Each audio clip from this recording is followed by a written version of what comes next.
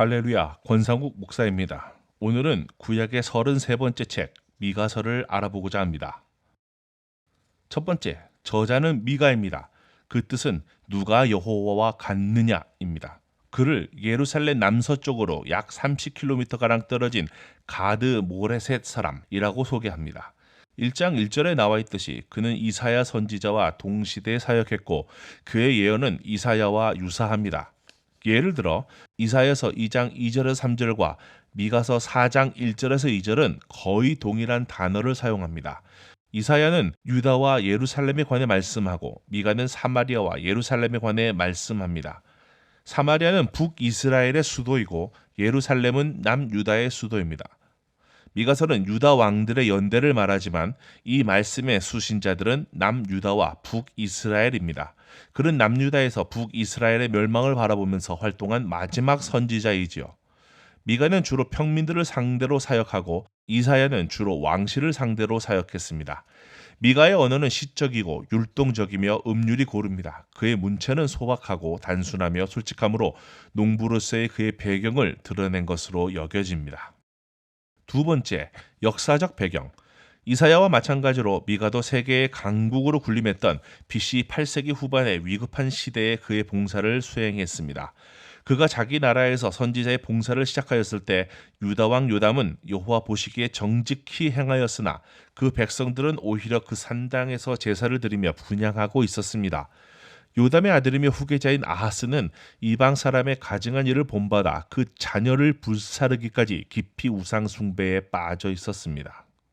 그는 주저하지도 않고 놋 번제단과 놋 대야를 옮겨놓고 성전 안에 그가 다메섹에서 보았던 우상 제단을 가져다 놓았습니다. 하나님께 대한 참된 예배를 거스린 이러한 일들과 다른 죄악적 행위들로 말미암아 아하스는 유다를 통치했던 왕 중에서 가장 심한 우상 숭배자가 되었습니다. 예루살렘과 유다의 거민들이 이렇게 영적으로 타락해가는 동안 미가는 자신의 선지자적 직무를 수행했습니다.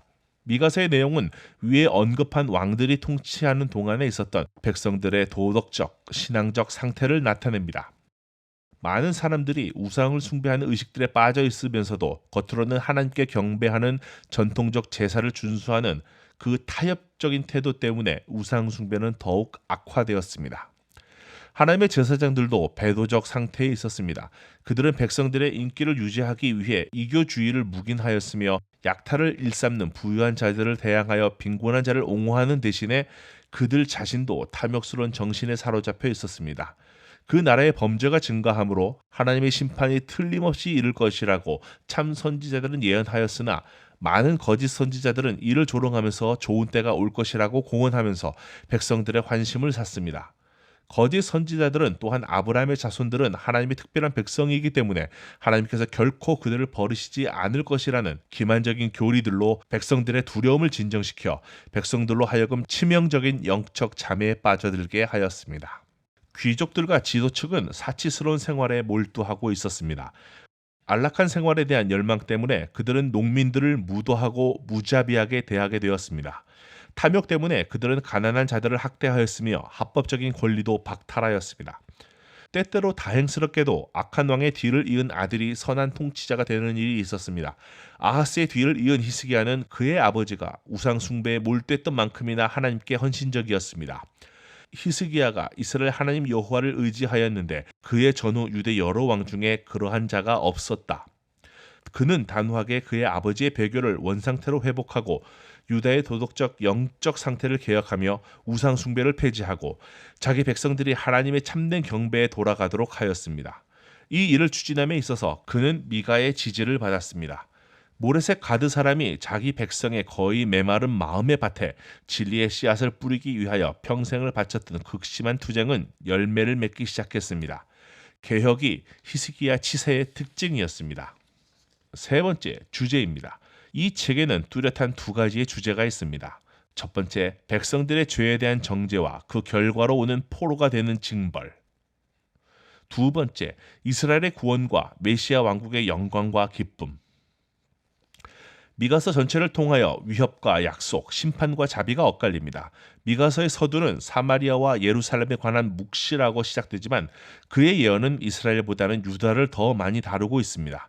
하나님께 대한 경배의 중심지인 예루살렘과 유다로부터 비록 10지파가 스스로 떨어져 나가긴 했지만 그들은 여전히 하나님의 백성이었고 하나님께서는 당신에 대한 그들의 충성을 회복시키고자 애쓰고 계셨습니다. 네 번째, 내용. 미가는 북왕국 이스라엘이 그 범죄 때문에 머지않아 아수르의 침략으로 멸망한다고 내다보았습니다. 또한 그와 같은 운명이 남왕국 유다에게도 임할 것을 확실히 예견하였습니다. 미가는 억압과 불공평한 재판으로 신음하는 빈민 대중의 대변자가 되었습니다. 먹을 것이 없고 전답을 저당 잡히고 심하면 자녀들까지 저당 잡히는 빈민들을 위해서 그는 분노를 참을 수가 없었습니다. 이러한 이유로 미가를 분노와 위험만 선포하고 구원과 회복은 선포하지 않은 예언자라고 비난을 하기도 합니다. 그러나 미가는 죄에 대한 하나님의 심판과 메시아의 재림의 중심을 둔 구원을 선포한 예언자라고 보아야 할 것입니다. 다섯 번째, 미가서에 나타난 그리스도. 미가서는 그리스도를 야곱의 하나님으로 하나님의 재판자 그리고 베들레헴에서 나실 이스라엘의 지배자로 소개합니다. 그리스도는 택한 백성의 목자이시고 왕 되심을 증거합니다. 그리스도는 태초부터 계신 자로서 구속 언약의 최종 성취자입니다. 미가서는 소선지서 12권 중에서 그리스도에 대하여 가장 직접적이고 풍부한 예언을 합니다. 그리스도의 베들레헴 탄생, 그리고 그리스도의 순환, 재림 이후의 최후의 심판 등을 예언했습니다. 여섯 번째, 미가서의 구성 3단계. 첫 번째, 심판의 선언은 1장에서 3장까지 이어집니다. 그리고 두 번째, 하나님의 은혜와 축복의 약속은 4장에서 5장까지, 그리고 세 번째, 회개의 촉구는 6장에서 7장까지 이어집니다. 그리고 마지막으로 일곱 번째, 미가서의 핵심 단어, 핵심 절, 핵심 장입니다. 미가서의 핵심 단어는 공의와 인자, 그리고 핵심 절은 5장 2절, 6장 8절, 그리고 7장 18절, 핵심 장은 4장입니다. 여러분, 이 영상을 보시고 먼저 성경을 다시 읽으시고 한 번 더 이 영상을 보시기 바랍니다. 그리고 뒤에 이어지는 퀴즈도 풀어보시고요. 여러분들의 좋아요와 구독은 하나님 나라의 좋은 컨텐츠를 만드는 데 큰 도움이 됩니다.